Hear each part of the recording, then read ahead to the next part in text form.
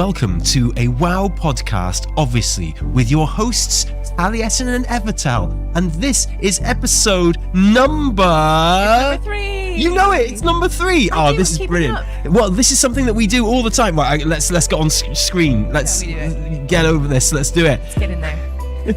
Hey, welcome everyone. Welcome to the stream. I did not have time to do my hair properly or put on my nice jacket or anything like that. But I will zoom out a little bit. Oh, for those who are only listening, I hope you can hear the gentle crinkle of quality wool fibers and Tally granddad jumper. Oh no, the camera's gone off. So this is good. great. Oh, Definitely should have done this on technical rehearsal. Keep talking while I do stuff. I am going to keep talking.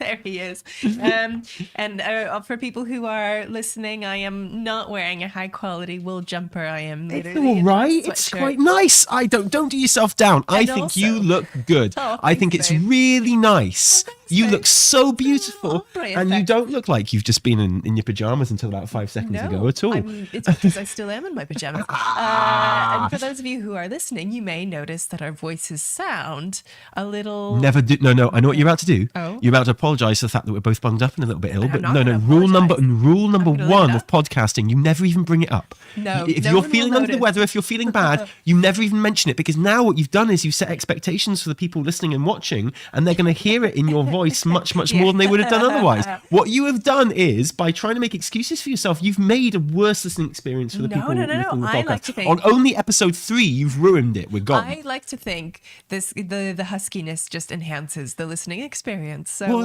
well, you should have said something cool. You should have said, I'm sounding a bit husky because I just smoked an entire packet of cigarettes, which is cool. I don't care what anyone says. Absolutely. And I've drunk some whiskey and stuff. And after this, I'm off to sing some jazz.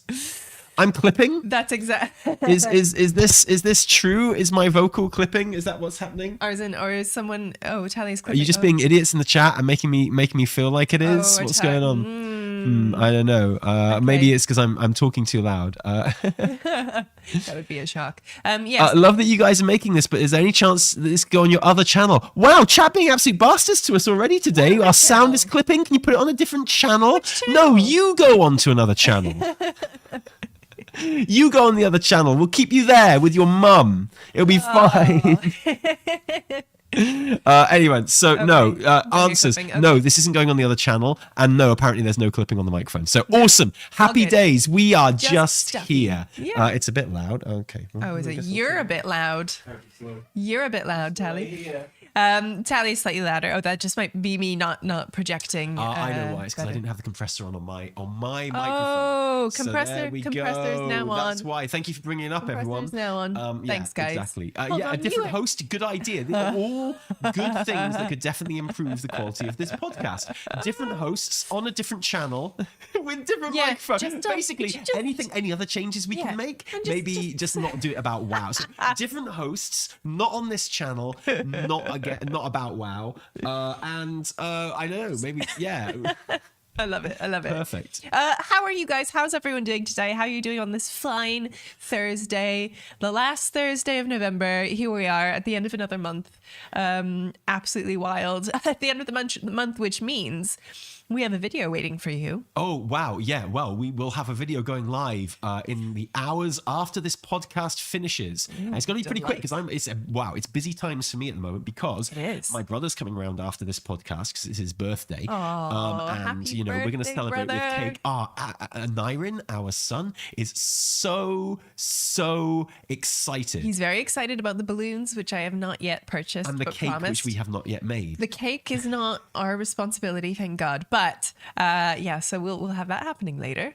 Hooray. Also, it is extremely cold outside. Yeah. I don't know if you've been but that's not the only reason. Sorry, you interrupted what I was saying a little bit there. But it's not the only reason it's busy. It's because I'm going on raid tonight as well. Oh my gosh, of course. At some point, I'm going to have to tell my brother whose birthday it is. Wow. To STFU and GTFO. Exactly. So that I can go and raid. Because my raid is counting on me. I got tier in my vault last night. Hey. I got tier in it. Evie, what do you think about that, eh? I think that's amazing news. I'm really proud of you. I did not get tier, But I use the Catalyst, which is like a joy. Thank God for the Catalyst. So what have you got now? You got your full set? No, I've got my 2 sets. 2 set? Of course I've got a 2 set. That's amazing. And what I wouldn't give for a 2 set right now, because I've just got some gloves. I know I can put stuff in the Catalyst, but to put stuff in the Catalyst, you have to have stuff, which I don't have. You must have stuff. I've got the only thing I've got from the raid so far, like legit, every normal run I've done, I've run LFR. Last week, I haven't done it this week yet. And I've cleared up to our progress in Heroic twice as well. And the only gear that has ever dropped for me, and this is only because it wasn't on Loot Council, because obviously Loot Council I get nothing because I'm a healer, of course, was Firax's weapon on normal, which granted is quite nice. Yeah. But I mean, I can't put that in the Catalyst. But surely And I you wouldn't must even have. if I could, because it's great. You must have something from all the keys you've been running. No, nothing at all. Oh, but there's even stuff that drops in the world. No, I've got some something. rings and stuff, but again, and I've got like a couple of really, really, really bad trinkets, like proper bad. But you must have something you should be able to convert into tier. I mean, if I have loads of stuff and I don't do anything. I know. Hence the fact that I'm really, really quite upset with you. Speaking of not doing anything, it's incredibly bitter. What does the Hunter 2 set do? Oh, it just gives you like volley does a ton more damage, and rapid fire just triggers a volley, and like so it's all based around volleying. And so once you wait, rapid fire triggers a volley? Yeah, like rapid fire triggers a volley. On 2 set? Yeah, it's really crazy, and it just gives you loads of stuff. It's so good. And then the 4 set just buffs that even more and gives you like an extra like chance for an instant cast rapid fire, I think, which would give you another volley. It's just so good. But I had zero set, even though I've been, I've been doing stuff. I am marksman. Yes, that's right. I am marksman, much to the dismay of every group I join. To do a key, and everyone's like, not marksman, and I'm like, yes, marksman, sorry. Although my AoE is like, I'm not an AoE person in general, but it's looking pretty good right now. So that's such a wild thing to say. I'm just not an AoE person. I'm just not. I'm people are like, yo, you're in a Mythic Plus dungeon right now, and like all the mobs are quite, I'm pulling all these mobs. Any chance you could maybe do like even the slightest bit of AoE? Is that something we can think about? And you're just like, I'm not really that guy. I'm not that guy. You need to ask one of the people that is willing to like redo their talents at like any time. Yeah, I love. Yeah, marksman is really cool right now. And actually having a pet ruins it for me. I love pets. I've always loved having them. I've loved, like BM is great, but I will not have a pet with marksman. You can, but you shouldn't. But anyway, so I had nothing. I had 0. And then I jumped in on a normal raid that the guild was doing. Of course, I bounced in an hour late because got to put the baby down. Kids have to go to sleep. We are like tag teaming the children. So I was like, if I can get the baby down, I can do this. And I put her down and I joined in. It was like the 3rd to last boss. And then she instantly woke up again. Put it back down again. Fine. Get back in. 2nd to last boss. Dragon riding boss. And I was like, okay, this is awesome. This is really good. You get onto one of the dragon riding bits and like I hear the baby again. I'm momentarily distracted, so I like insta die on the dragon riding bit, and everyone's like, where'd Evie go? You just like did people think that you had just plummeted to your death on the dragon riding bit? Is that what had happened? Because that's exactly what did happen. Well, but you blamed the baby though, right? I did, of course I did. And I was like, I got. Wait, sorry. Is that what you're doing right now? Did you use an excuse on the raid and you're using the same? What's the truth here? Are you using the same excuse now that you're on the podcast in front of all your friends? Always. Is that what you're doing? Always the same excuse. What is the truth? Who knows? Did you actually fail, or was it the baby? But then, we got him down in one go, and the tier helm piece dropped, and I rolled a 99. I just swooped in, and I was the only one who was dead at the end of the raid, and I just went right in there, went yoink, and everyone went, wow. Right. This is why we run normal, isn't it? This is why we run normal. Not as bad as Farak, which we got down after a couple of a couple of tries, trial and error. Like I think it was like two or three pulls, and it was fine. And then one of the other, I think it might have been one of the other hunters in the group. He drops like those little the bits that you can trade in for like tier stuff. I dropped two of them. They rolled a 98 and a 99 on them. And everyone was like, so did they get them both? I think they did. Unless there's the guild rules. I saw that and I was like, no way, that's the guild rules. What, you get them both? That's insane. The only thing that could have made that story better is if you got them. Like after plummeting to your death and then blaming it on your defenseless child. Yeah, exactly. I mean, and that's just like the ultimate hunter move, right? Just like showing up. And I feel bad because I don't have, like, my little headset mic isn't working at the minute, so I can't chat in Discord. So I'm just silent in Discord, just typing in the group every now and then. So I'm just like silent, show up, take the loot, leave. I love my guild, though, and so I anyway. Well, I love that. I think that's fantastic. Thank you so much for ruining the night of lots of people that actually care about raid and try hard. I also try hard and I care about the raid. It was brilliant. It was really good. So I now have the 2 set, which just instantly bumps your DPS.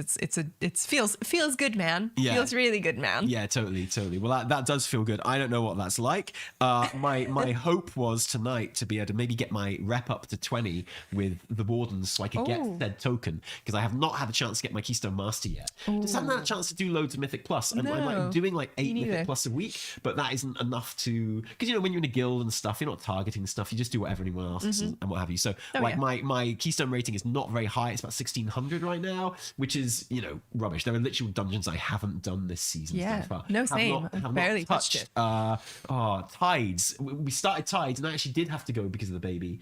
And it was a real shame. That was real. Couldn't do it. That's the when you're doing dungeons with me, you've got the streamer affix and you've got the baby affix, and those are like major affixes that you got to deal with. So hopefully, if I've got enough time tonight before raid, I can get the token, I can get my 2 set. Well, I'll definitely have a 2 set because I can put something in the catalyst before I go. I must have something, right? I think I've got a hat. You definitely have something. Like, I've got a hat. I have it's like stuff. a 250 hat or something like that I got from Mitchell kind of questing, which you can put in the catalyst. Yeah. So, I mean, it's not great. It's kind of like, I feel like that's a waste of a catalyst. Well, it's not like, what's the level? You want it to be like champion level, what happens when inevitably the first thing that happens in raid tonight is that I get like a 276 hat. Yeah. And I don't have the catalyst charge. Because I use it on my 250 well, hat. Don't you? Go in with 2 set. Oh, right. Yeah, you see what I'm saying? Are you gonna risk it? No, I'd say. Ooh, no, I would save it. I wouldn't go in for your 2 set before. Oh wait, rep 20 gives you the crafting token. Crafting dude, token. This sucks even harder. Okay, so basically, it's all gonna be rubbish. Like I sorry raid, no 2 set for you, no, and it's a really good 2 set for disc as well, and a really good 4 set makes a big difference, which my raid can really do right now because we are currently struggling a little bit on Smolderon. Oh yeah, how's that going? How's progress kind going? Of kicking our ass a little bit. We are making progress. I think that we got him down to, and it was a proper night of wiping. I say a night. It was like half a night of wiping, but it felt, compared to the rest of this raid, which has been remarkably easy, it felt for the first time like a real raid boss. Where we're wiping, we're going back, we're doing it again, and it's not even so much that we're doing anything wrong necessarily. It's just we just need to practice it and practice the dance and practice the movements and things like that. Yeah. So that feels really good. And all it was an hour and a half, but it felt like forever because this raid has been pretty easy, But we are struggling. When we go back tonight, we'll absolutely destroy him, obviously, because... Of course you will. That's the rule. That's the rule of raiding. We've got a week's extra gear and stuff as well. Yeah, most people will have 4 set at this point. So easy to get tier sets in this season, which is good because the raid is also very easy, which means people won't be going back to the raid so much. So otherwise, they'd have less chance to get their 4 set, I feel. Do you know what I mean? Yeah. So it's good that they... I feel like you've noticed this in 4 set design a lot. They are often very geared towards dungeon sort of mechanics. And dungeon kind of talent setups and things like that, because I think they know that people get loads more use out of their 4 set in Mythic Plus than they do in Raid, particularly with the raids being a little 100%. Actually, this threw me a little bit, like being a marksman and not having single target damage be like my... it doesn't feel like the most natural thing. Like it feels a bit slow for me, single target. Yeah. But like doing AoE and like multi-target damage, I'm like, yes, eat all my little arrows. Like I love it. So eat all my little arrows. eat all my little teeny weeny arrows. Like, and I you know, yeah. So I think you're right. It does feel like there's a focus just on more kind of like, yeah, like, you know, AoE, like group content and like not so much single target stuff. So I agree. Yeah. But so we have currently find ourselves at 6 out of 10, and something that a lot of people have been, or 6 out of 9, I should say. 9, yeah. Something that a lot of people have been asking us. Well, obviously, it was a very, very exciting race to world first. Did you get any of this? I did, watch yeah. The Mythic race to world first? Yeah. I mean, down to like those, like, you know, going late into the morning, like our morning, basically, early hours, and down to those like what was like 1.7% like, you know, pulls like that got pretty. Mate, it was like, the race cool. everyone has always wanted. And about time too, because I feel like since Dragonflight, the race to world first has been kind of, it's always that thing where first impressions are so important, right? Which is why it's so good that we spend the first 5 minutes of every podcast like fiddling around with sound settings and stuff. Like, you know, start with a bang, right? Really, really good. Yeah, and literally. I feel like the way gear works right now in World of Warcraft is brilliant for players. I think it's really good for players. I think the game is literally better, but not good for the race to world first. It's not good for literally those 2 or 3 guilds who have a chance of winning the race to world first, right? Yeah. So and not even, and just in terms of what a viewing experience it is, right? So now race to world first starts, and it used to be that I'd start watching straight away and I'd be like, ooh, what's going on? Oh, yeah. But now they don't even set foot in the Mythic raid until like 3 days in or something like that. Well, yeah. So whenever I tune in the first couple of days of Mythic race to world first, it's either just people doing splits, and it's the casters love them in those incredibly shiny buildings with like their super amazing cameras, and the talking nice about what they had for lunch, Yeah, or just I love it. like what the weather's like, or you know, and it's fine. Like, bless them, they're doing an amazing job, and the raiders are doing the job that they're supposed to do. But as a viewing experience, as someone who wants to be hyped about the race to world first, it's not very satisfying, honestly. It's like, oh, okay, well, I guess I'll come back. There's kind of like a slow build up, and then it's like exponentially way more exciting right at a certain point. Totally, and I feel like with that being as it is, it really needed an exciting finish, and it got it absolutely so you had like the dragon riding boss, which was over 300 pulls for the guilds progressing it, which is incredible, and just an amazing fight to watch. So complicated, so much going on, and it's good to know heroic week chat. Yeah, absolutely.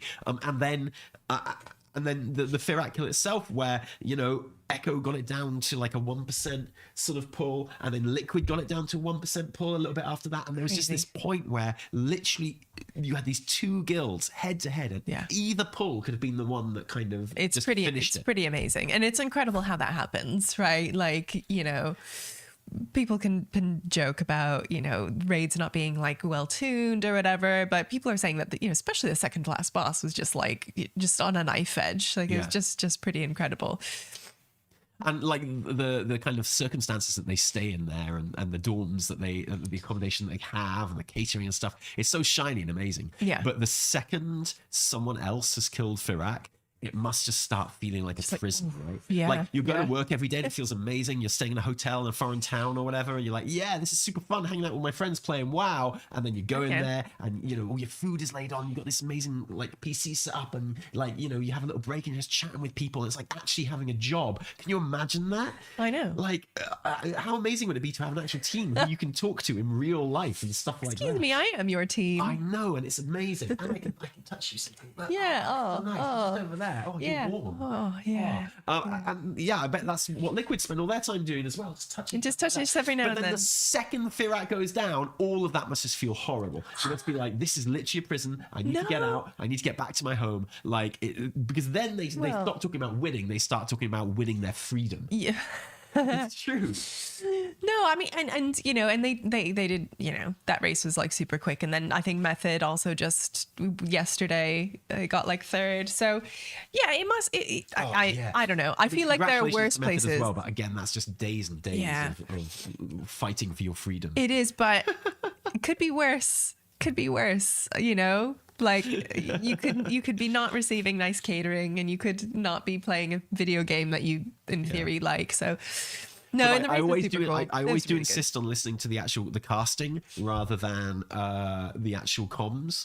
Yeah. So I won't watch Max's stream and stuff like that. I did go onto Max's stream after the kill to watch them progressing, and because the casters just seemed a bit down, they weren't really into it, and understandably, and last time I got to do that, man, I can't do it. I can't do it anymore because they're just so young, Evie. It's like it's yes, horrible. It's disgusting. How do you know what they were talking about on their comms when I listened in? Like elite strats, obviously. No, because that was all out the window. They'd already lost, right? So they were talking about had a playlist on, and American Idiot came on the playlist, right? The Green Day song. Okay. And Max he took a little moment, and then he said, I'm not going to do his voice, but he went, "Isn't it wild how the song American Idiot was like a big hit in America, even though it's telling Americans what idiots they are?" And I was like, hey, man. Yeah, man, I guess if you weren't around during the Iraq War and like the early 2000s and stuff, if you weren't like engaged like in kind of culture and which you're not if you're like 5 or whatever, like Max probably was, then yeah, I guess it would be weird why America had a lot of self-loathing going on during that time. Yeah. Yeah, I guess it would be kind of weird. I guess you would probably wonder about it, but it's like, yeah, no, if you were there, it made perfect sense. If you were around, it was like, yeah. That reminds me, I was in the car, and a Strokes song came on my playlist, and I was like, oh, haven't heard this one. I guess it must be from one of their like newer albums, because they're still making stuff. It's from 2015. The Strokes are still making stuff. They're still making stuff. That's insane. They're still making stuff. Stroking after all this time. They're still stroking, and it was. And I was like, this is a jam. And it came out in 2015, and I was like, oh, because I was like, oh, this is clearly like this is. Elder Strokes, like, you know, this is the Elder Strokes. Yeah, like this is clearly the Strokes have matured by this point, and like, well, I guess they have been around since what, like 2001. They've written 2 bass lines. So yeah. Oh, it's really good. Oh wow, Machu Picchu. I really liked it. Yeah. Oh anyway. Wow, it was good. Do I need to check out some Strokes? Is that what we're saying? I'm gonna put is that my new music for the year? I'm allowed like one new music discovery per year, and I don't really want it to be the Strokes. Does that make sense? Please do not get me started on my Spotify Wrapped, because it's that time of year.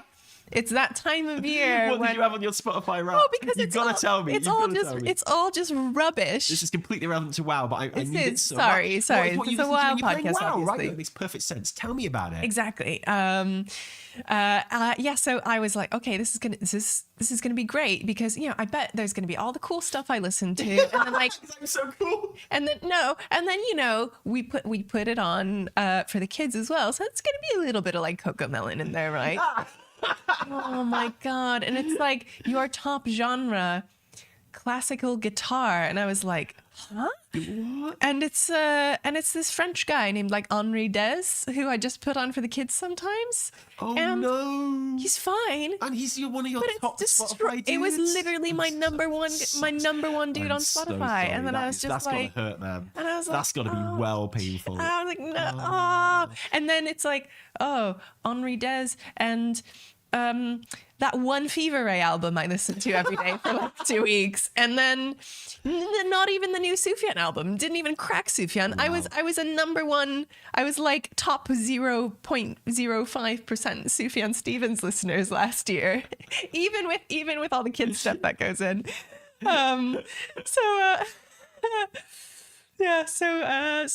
So don't even get me started on my Spotify Wrapped, because that is yeah. And then but next year that's it's really just sad. it's going to be I vow to make myself the world's number one listener of American Idiot.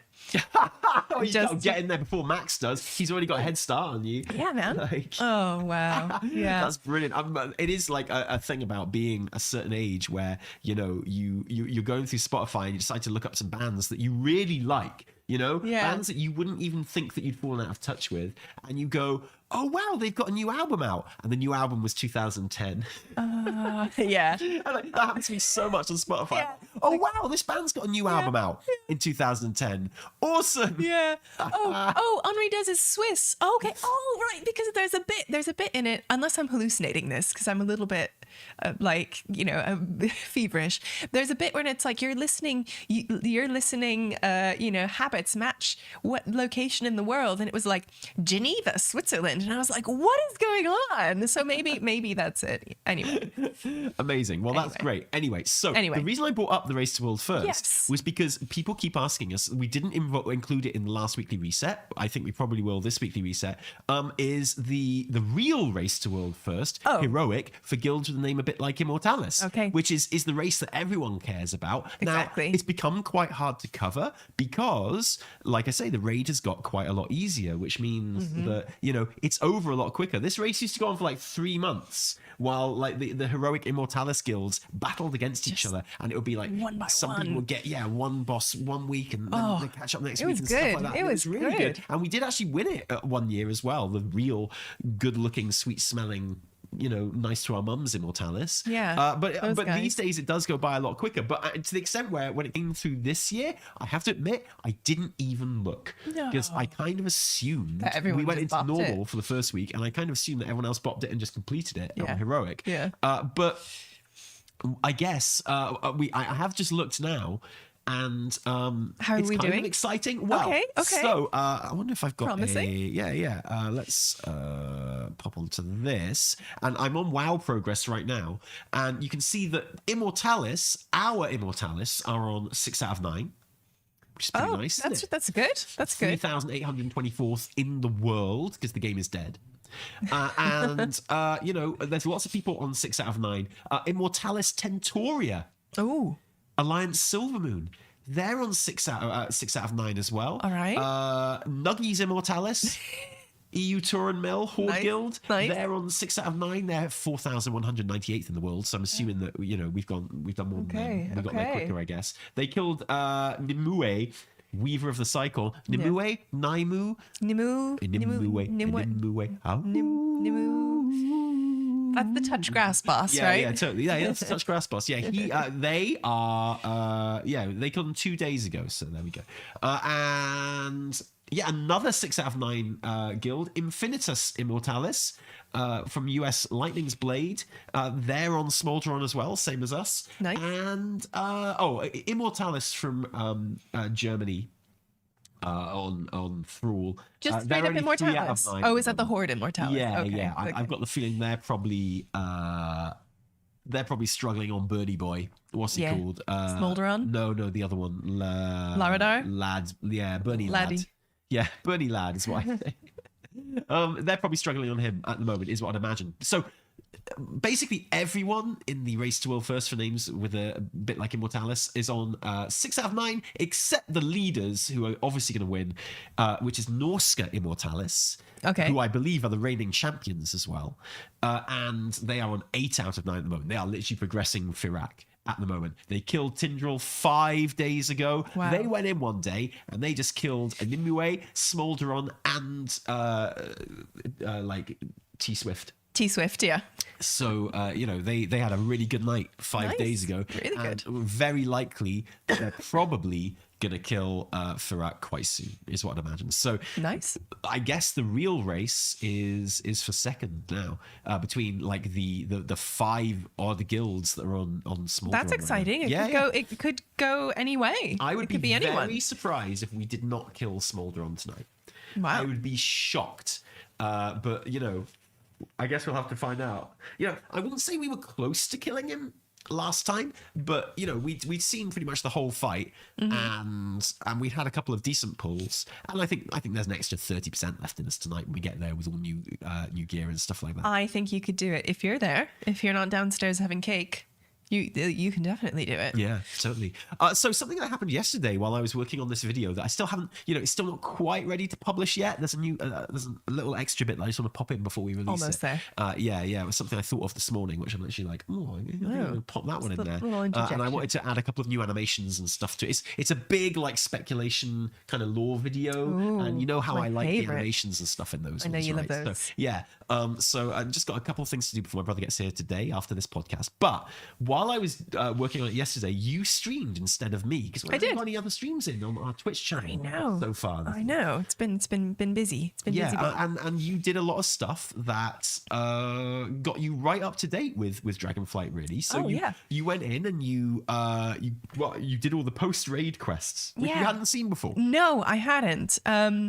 Which felt like really, really good to unlock those, actually. And I loved those quests. Like, they were genuinely just like exactly what I needed. Like a party. Oh my God, the party setting, just talking with everyone. Obviously, like, I stayed a while and I listened to everybody that I could. It was really, really sweet. And of course, as a night elf, you get your heritage armor recolor, which is, it is superb. I look so good. Like, this is. Do you literally just have to talk to someone for that, and then it's all yours? Yeah, you get it from like Taronda. She's like, "Here you go, well done." And I was like, "Thank you, thanks, T." And those like the party quest is great. Oh God, I'm a bit worried about Khadgar. I'm a little bit concerned. Like, he's just sounding a bit old and frail. Oh, like, God, I know he's technically ancient. It me though. Yeah, I know, but he's like, clearly has a bit of dementia, even if it's a bit playful. He's just like concerned and forgetful and old. And I'm like, I don't like this. I don't like where this is going. I don't like where this is leading. He's like, I'm hearing rumblings of things that will go awry, and I'm keeping an eye on it. But you have to like serve him a drink and he tells you all this. And I'm like, no, buddy, just have a good time. Just have a good time. Because Caligos is worried about him. And then I love, and then you end the party, which is a shame. Like, I really wish that whole party section was just like a little pocket dimension that you could enter at any time. Oh, the never-ending party, you mean? An endless... So you can just, whenever you just need cheering up and being told how great you are. Because, the thing I love about that party is, like, literally everyone is there. Yeah. Like, pretty much anyone that you've conversed with throughout the expansion. It's so nice. And more. They're all there just kind of like, saying thank you, really. Yeah. What was your favourite? I mean, I loved seeing like little table of Tuscar, like having a good time.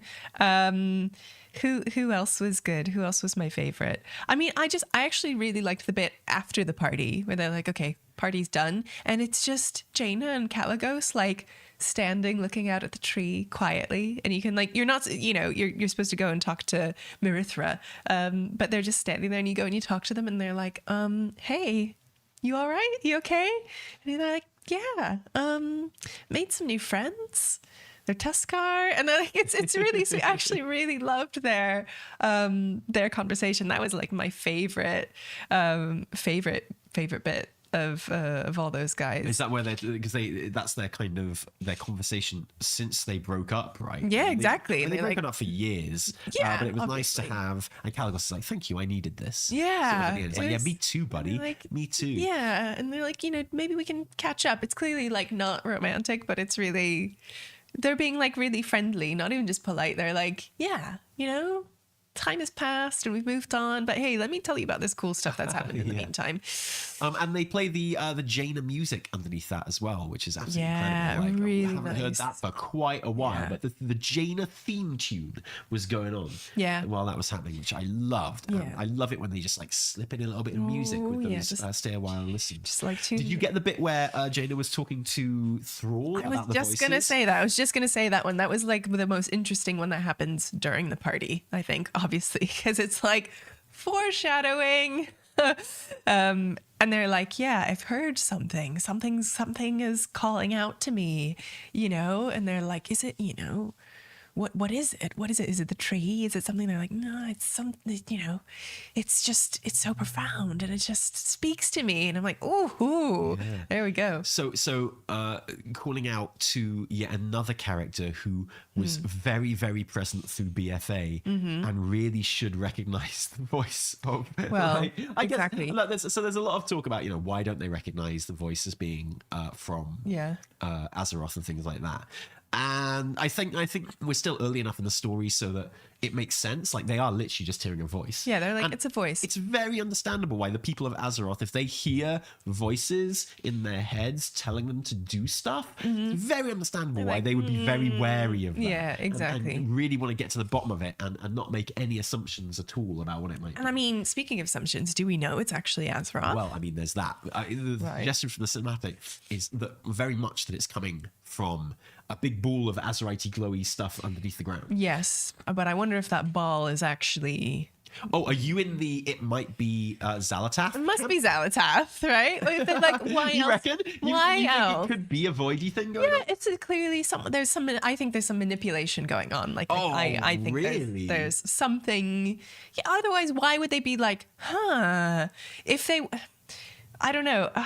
Or maybe they're just like trying to like double bluff us by them being like, I wonder who it is, instead of being like, oh, it's definitely Azeroth, and then it not being Azeroth. Yeah, I guess so. So I don't know. Oh, it's just 5D chess. I like your distrustful nature. I think that's really cool. I'm extremely distrustful. Well, I mean, if you did want to fool a bunch of people on Azeroth, I think Azeroth is aiming for the right people because she's clearly going for the Planeteers. She's clearly going for the Shadowlands gang, the BFA gang, like Thrall, Anduin, Jaina. I think Tranda might be getting a little rest after this expansion. I think so. She's been essentially, so. Since BFA, you could argue, since Legion in a way, you could argue that the story has been about her, almost first and foremost. Yeah, there's been loads of it about certainly her. Since BFA. And so, like, Bane, I bet we'll hear it as well. That little group just that got kidnapped by the jailer, man. Yeah, it's core. like now they're going to be the ones that get manipulated by Shadow Azeroth, right? Yeah. And they are dumb. Yeah. I completely understand it. Like, Thrall can't hold onto an axe for more than 5 minutes without throwing it at someone and losing it. Like, Bane, I'm pretty sure we'd get Bane for your birthday party if you wanted. Do you know what I mean? Like, and Anduin is off doing his stuff, so and Jaina just kind of goes along with it a little bit at the moment. So I feel like I like what do you think about it? If it was kind of focused on them again, the World Soul Saga and the things that were happening there, how would you feel about that? It makes sense, yeah. But if they were like your little gang, because when the Silver Hand were put together in the tier questions, which is another thing you did, I'm desperate for the Silver Hand to become my gang. Are you? Yeah, they're pretty cool. I they're really nice like bunch. them. I think they're really nice. I think they're very distinct characters. They've each got a thing, right? In many ways, they're more like the Planeteers than the Planeteers are. And, they've each got like one strong personality trait and one thing that they like, right? Yeah, of course. I appreciate How that. else do you recognize them? They've got much better banter than Thrall and Jaina and Bane and Anduin. The problem with those characters is they're old characters, so they're chained into that really boring way of talking WoW characters tend to have, right? And it's and of course they have so much like emotional baggage and so much like story, and they've been they've been a lot, so it's nice actually to have a clean slate of adventurers. Divitz Druid, thank you so much for the cheer. That's amazing. Yeah, I'm trying to work out how to pin that comment now so that we can come back to it later. So it automatically kind of pops up in the top. Let me see if I can. Yeah. I think I can. No, it's just offering me the chance to buy my own. Yeah, I saw. It's like buy your own. Amazing. Oh, hey, and the second I work out how to pin these, we'll put them there, and then we'll try and answer all the super chats we can at the end of the. It's only giving me the option to put you in timeout, which I don't want to do. So it pops them up at the top because we wanted to do something where if you do like a super chat, then we kind of check them all out at the end. But I bet there's a way to. There's a bit to kind of, there you go. There's if you go to, you can go to live chat and then you can click that little arrow. You can say fan funding. Oh, wow. Okay. And then it'll show you all of the super chats. Great. So will it keep them there kind of like forever? Yeah. Oh, that's great. Well, fantastic. Well, in that case, we will have a little bit at the end of the show where we come back to these and we go through them. That'd be really nice. Yeah, let's do that. Yay. Hooray. Consider them pinned. Nice. So excellent. Fantastic. Sorry, what were you saying? What was I saying? Oh yeah, just I think it's nice to have a new like fresh group of people that you aren't like projecting tons of stuff onto, that you are like going on an adventure with. Like, and exactly. So I really enjoyed like their quests. At first I was annoyed when it kicked off because I was like, got to do a little quest for each of them. I know that like this is loved it. I thought it was like, so cool. But I really enjoy. Like I ended up really enjoying that. I really liked the group. Really liked her interaction with Tyr, and Tyr being like, I'm just, you know, I don't even know what the Titans want really. I'm just here on their behalf, but I don't really know what I'm supposed to do. And, you know, just kind of sitting there quietly and stuff. It's like, what now?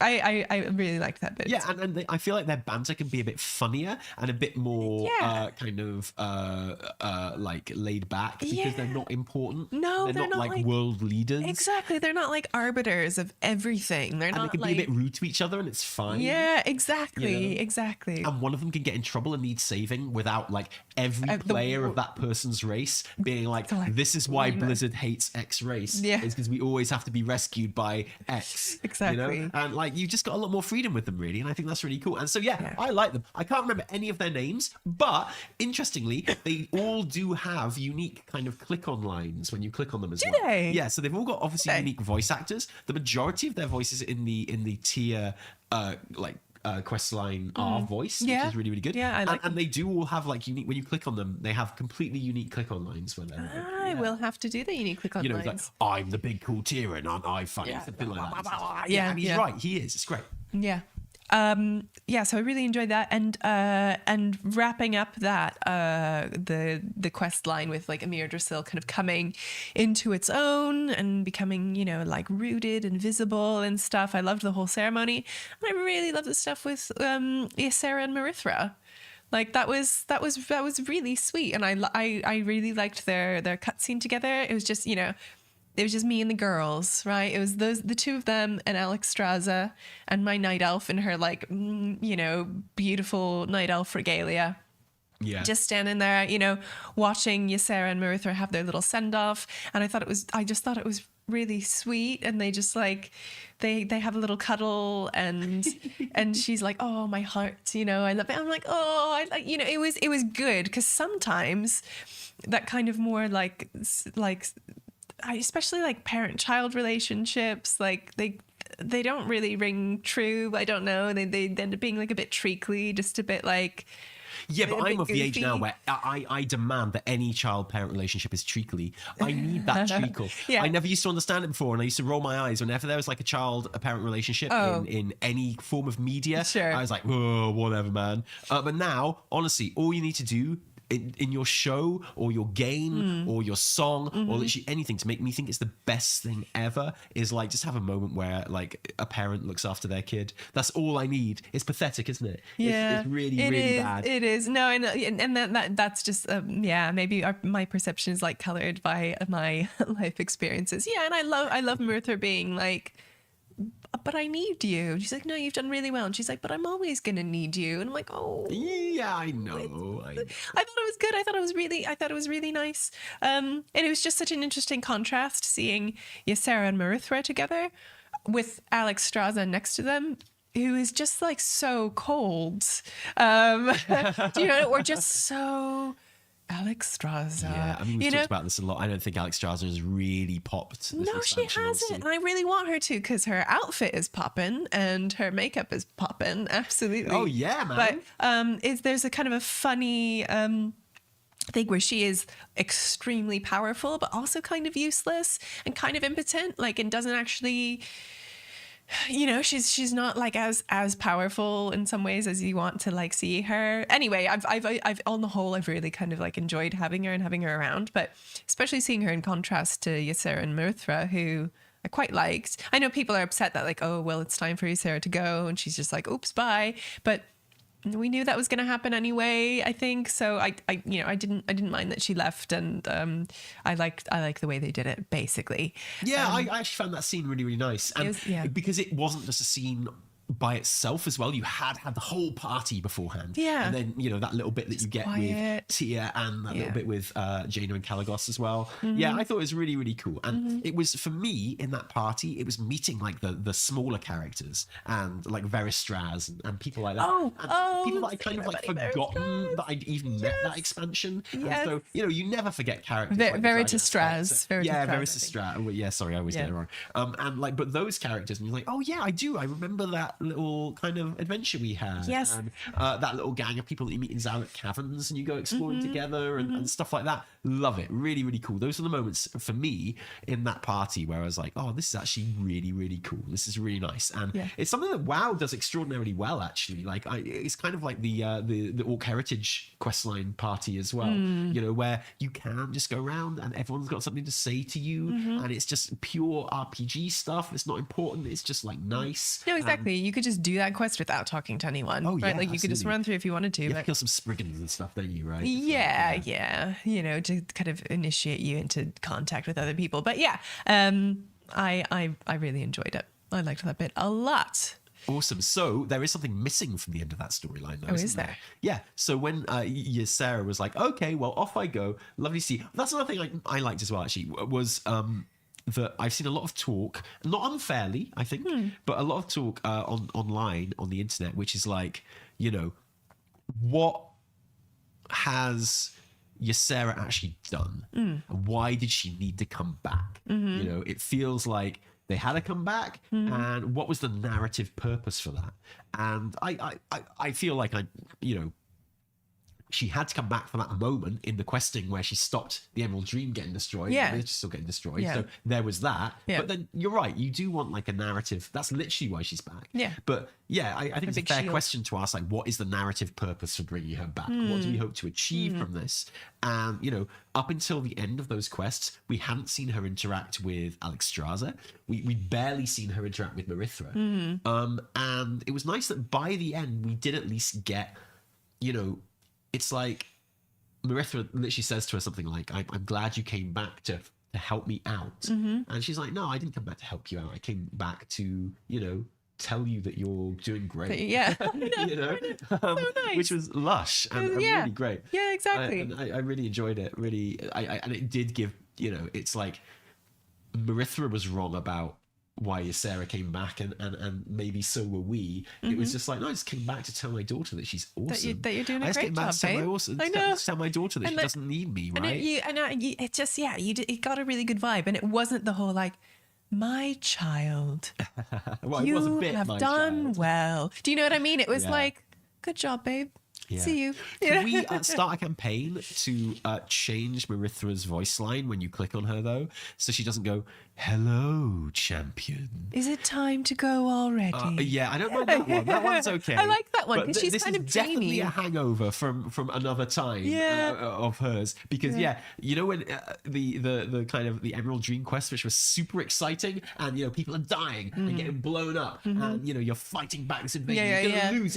If these reinforcements don't come, you're all going to die and you're going to lose. And, like, every time you click on her, she's like, hello, champion. Hello. And you're like, Marithra, I do not have time. We're waiting for I'm trying to get these reinforcements. I'm trying to fight back these forces. I like her. She's a bit dreamy, and that's kind of reflected in that. I know, man. Sounds like she just really, really likes me. Anyway, so no, the thing that's missing from the end of that quest line is obviously Ysera's like, well, off I go then, and I've got to go and, pay back a debt. Right. Now, what do you think she means by that? That's just Malfurion, right? Yeah, of course. She's going to go see your guy and do a little swapperoo, right? Well, that's what you'd have thought. Yeah. But you know what? Doesn't happen, does it? You know what I've noticed around the Emerald Dream recently? Yeah. Ain't no Malfurion. No. Ain't no Malfurion anywhere. No. So she's all like, anyway, so clearly they're saving it for next patch. It must be. It's got to be a 2.5 story patch. Yeah, right? like he we've been promised that he's coming, and he's not here yet, so it has to be that, right? Yeah.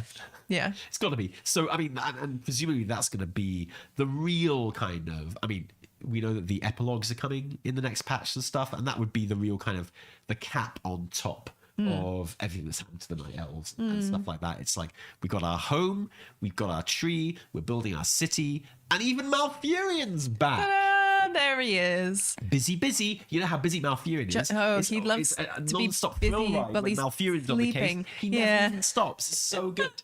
So good. So anyway, and that's my little leeway into the next section of this podcast, where we are talking about data mining from the 10.25 patch. Now, I have been busy with this video. I have not looked at anything in this patch, or any of the data mining at all. There was the first build of the patch that came along. I went in and I used Farsight with my shaman to go through Amir Jasil and look at some of the buildings that have been built and stuff like that. And it was really beautiful, really, really good. It was looking excellent. Good to see. Yeah, but looked good, huh? Yeah, it looked good. And it was still very, very kind of, there was not much. It's empty. Some extra buildings and stuff like that was about it. Yeah, but I hear, Evitel, that there is more. There is. Is this correct? More. There is more now. There's a lot more. So I was hoping you could talk me through it to a certain degree. Yeah. So let me just swap round to a screen so the people who are watching can watch this as well and see what we're seeing. So I just need to get rid of this. So it's called Bel Ameth, which is the it's called what? Bel Ameth, the new Night Elf capital. Oh wow, okay. It has a name. It is which means something like the arms of the goddess. Is that what it means? Arms of the goddess? It's pretty cool. That's so cool. Pretty cool. Okay. And it started to be populated with lovely new high res night elf architecture, which I think people have been dying just to see. And there are whole kind of entire sections of it. It looks great. That is definitely more populated than it was when I farsighted through there. And are there NPCs and stuff there as well? There are NPCs. So they've got a new inn. Oh wow! It's but it all kind of harkens back to the original stuff, which you will of course remember. Sorry, I think I'm going to sneeze. So when I was there in the PTR. I did see some of these buildings and they are super high res, and some of these buildings we had found in the data before as well, and they're very high res and they look incredibly new. But what they do is they kind of follow the floor plans of the buildings from Darnassus and Darkshore and places like that. So they're recognizable to the extent a lot of people on stream were telling me that they weren't new even, because it's no, I know this building. It's like, no, dude, it's just the same floor plan. The actual buildings themselves are super high res. Yeah. Oh, you've got folks fishing. It's just So there are NPCs. Are there any interesting NPCs around? There are. Funny that you mention it. So there are different bits, right? So there's a lodge full of sentinels, which is really interesting. Our Lithrian lodge, and then a sentinel lodge. These, okay, cool. sentinels. Yes, dig that. Oh, love it. Just sentinels hanging around looking cool. Yeah, and apparently there's a quest, but it's not accessible because the NPC is locked. Lots of characters are encrypted, obviously, so you can't. Well, when you say they're encrypted, does that mean they appear there as like checkboxes? Well, as boxes with squares on. You can't interact with them. Oh, okay, I see. But you do see some NPCs pop up and stuff. Oh wow! People who should be recognizable. Yeah. So there's that section. Also, I'm really curious about the Twilight Watchtower, which is kind of the night elves who have taken the darker paths. You've got the Dark Rangers, the Demon Hunters, the people who did things that don't really make sense. The Chandrila mages, right? Yes, ooh, okay. Don't really make sense in terms of night elf society. So you have Death Knights and Demon Hunters sparring, which is quite cool. You've got Dark Rangers in there as well. So Dark Rangers are fully integrated back into night elf society. Well, yeah, they've got their own kind of tower off to the side. That's right? Really cool. Looking dark and edgy, right?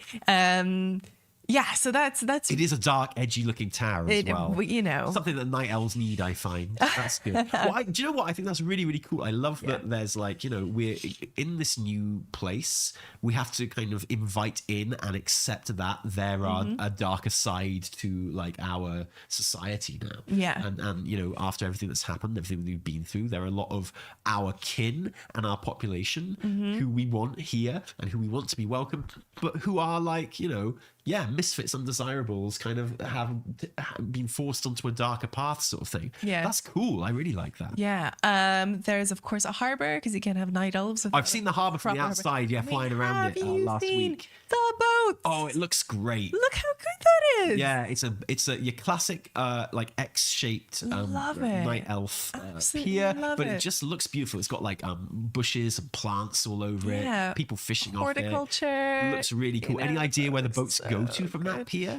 That's a good question. So it has. Well, so there's a portal that takes you to Feralas, which is cool. That's another thing, right? So there are portals to like Darkshore and it's connected to other, you know, like night elf like lands, right? Like, so it's not, you know, it's physically in the Dragon Isles, it's somewhere else, but you do have direct portals to like other kind of night elf strongholds. So it's not like we're pretending those places don't exist anymore. They're still like part of it. And in fact, there are lots of like portals with little, you've got the portals, but you've also got like got loads of night elf like settlers walking like the paths, kind of like walking, looking around, you know. Oh, and just being like, wow, look at this sort of thing. And like coming in to like create a home. And, that's really cool. That have come from different parts of the world, which is really neat.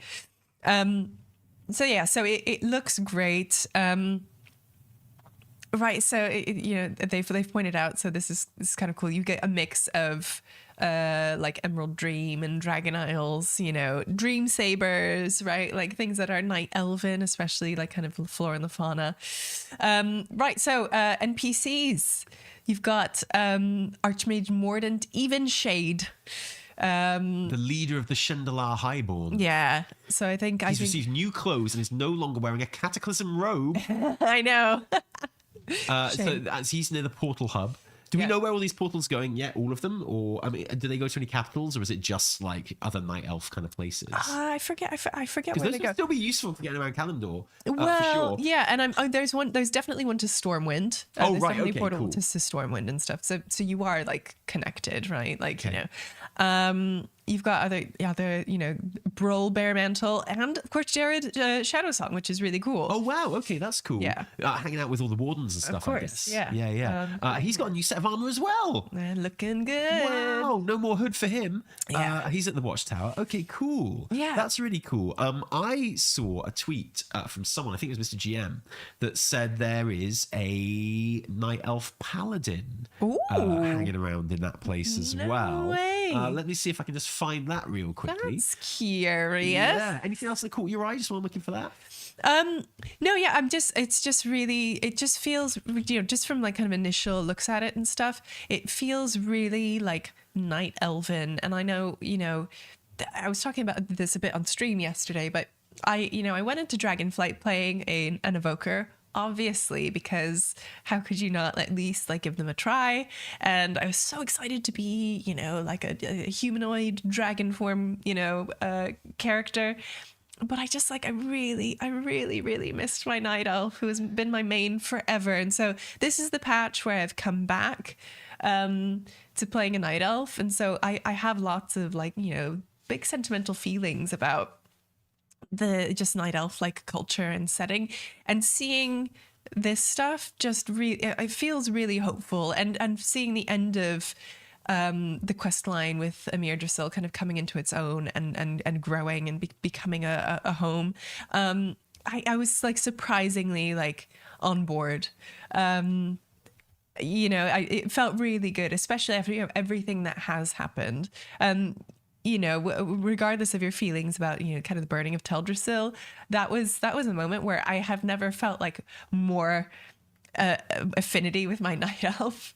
And then in that moment where I'm like desperately flying, trying to save, people who are like dying in the tree, and you can't beat that quest, and that quest is like stuck with me. You can't do that quest anymore. You can't do it. You can't do it. So seeing this, it just felt really good, and it brings back all of these kind of like, feelings that I had playing, originally in kind of like Dark Shore. Oh, speaking of, the quest where you, at the end of the kind of like wrapping up quest line, there's a bit where in order to kind of, kick the ceremony off, you have little offerings from a bunch of the night elves. I love that bit. That was really good because one of them, of course, is the like iconic guy in like around Dark Shore who is just like, he makes you find the necklace of his his wife who died. And I hadn't thought about that for years. But seeing his name pop up, I was like, that's familiar. And then he's like, here's this necklace, here's the pendant. And I was like, oh my God, it's you. Like that made me go, oh, wow. Like that really was such a beautiful way of like, reminding you of things that, if you played it as a night elf, if you feel any affinity with kind of like playing night elves, that probably stood out to you in some way. I loved that. I absolutely loved it. Yeah, seriously. Yeah. Did you see the Stay a While and Listen from the Dark Ranger night elf woman? Oh, Delarin Summermoon. Yeah. Yes, of course. Where she just, it's so quick and it's just the wisp. She just like summons a wisp of her mate, of her like who dies in the prequel kind of novellas that come with the collector's edition. Yeah, and good. And again, so evocative and just like quick and just a mention, but it's enough just to like get you on board. I'm feeling like hopeful about this. This feels good. I see ducks flying, which is insane. How do you feel about it not being in Kalimdor? I know we kind of touched on this last time, but honestly, it doesn't. We do feel like wedded to the original continents for obvious reasons, but I understand. It felt weird at first thinking about it. Mirja still not being in Kalimdor, but I'm seeing this. I feel much more open to it, and I feel like they're really aware of that, and they're working really hard from the game side to make sure that they're kind of like compensating for that. At least that's how it feels, and like which is quite nice. It's not just like plonked in there, and it's not just like, okay, whatever, you're never going to come here again, but here it is. I mean, maybe you'll never come here again, but just because it's actually part of Dragon Isle stuff, it feels like it could, it signals kind of like moving on to the other continents, and I am, despite myself, like down with it. Okay, yeah. I mean, I I say, I would have liked it to be on Kalimdor just because I feel like it would have made more people happy. Yeah, and that's reason enough to do it, honestly. But from a personal point of view, I'm cool with it. I think it's okay. I think it's all right. And what I do like is how much they are giving it. Like, there's a real good sense of, we've never really been at the building of a capital city before, which feels amazing. Yeah. And that does feel really, really exciting. Like seeing this thing take shape, seeing like we've seen these people displaced and we're seeing them finding a new home. And like if there are lots and lots of portals and stuff to Kalimdor and to the places in Kalimdor where there are still night elf strongholds like Hijal and Elas. I think there is one to Hijal. I think there makes perfect sense, doesn't it? Yeah, and that's great. I think that's really, really good. And here's the I've got the picture on screen, by the way, of Mr. GM's tweet. The night elf paladin Delas Moonfang is in the new night elf city of Belameth in patch 10.2.5. There she is. She's a paladin. So, I mean, there you go. Usually when we get glimpses of a paladin for a new race in a new capital, that is a certainty that they will be made playable in the future. I think there are three more classes that aren't available to literally everyone apart from Demon Hunter for obvious reasons and Evoker for obvious reasons. But of the standard classes, it's only Shaman and Paladin and Druid that aren't available to everyone right now. So you'd have thought Paladin would probably be the easiest one to enable. You know, you can decide to be a Paladin more than you can a Shaman or a Druid, I feel. Do you know what I mean? I feel like, you know, there's nothing to stop anyone becoming a Paladin. Whereas I feel like a Shaman or a Druid has more kind of lore obstacles. You know what I mean? Mm-hmm. Oh, absolutely. Yeah, I definitely. Yeah, but I don't know. I feel like it would be cool. Oh, Delos has been around since Legion. Oh, okay. Oh, was she in the Order Hall? Oh, was she? Oh, I don't know. I missed that one. Was she part of the campaign? Ah, there we are then. Well, in that case, forget everything I just said. But I do think it's certain. I think, like, I would be very surprised if going into War Within, I'd be super surprised if they didn't just go, at least with Shaman and Paladins, like, okay, everyone can be this now. Just it's yeah, I can see that. And also, I feel like the amount of work that they're doing onto Druid forms as well, where my gosh, they're so customizable now in the barbershop. What that does is it sort of like it really lessens the importance of unique Druid forms for different races. And so more than ever, you feel like if you did just say, okay, this race can be Druids now, you wouldn't have to make like specific Druid forms for them because there are so many options already that you can just they can choose from. Make your own. So I feel like I'd be very surprised if, honestly, definitely Paladin and Shaman, but probably even Druid as well, weren't enabled for all races. Druid would be really cool. Apart from Drakthir, obviously, there's poor. Yeah, obviously. Obviously. Wait, she was in Burning Crusade as well? No. Mr. GM, you've let us down. Not for the first time. No, he just gave you facts. He only ever just gives facts. It's what he was implying. It's what he was implying. No, he literally just said, "Here she is." Yeah, okay, if you say so, dude. You knew what he meant. I knew what he meant. There's no subtext. He knew what he meant. Just text. No subtext. Right. Anything else in the data mining? So the data mining is so they've data mined some like new trading post mounts. Right, yeah. I mean, look at that. We don't need to look at those because Blizzard have actually put out a blue post about the trading post, which becomes live tomorrow. That is tomorrow. So the big thing was Belemeth. Popping out. Ooh, hold on. A Myrdrasil themed night elf transmogs. Oh yes, of course. So you've got the tabards and the cloaks, like high res Darnassus stuff, which is really nice to see. Oh, that's cool. And are those just on a vendor in Belemeth? Yeah, I think so. Moon Priestess Lasara, who I believe is also a classic.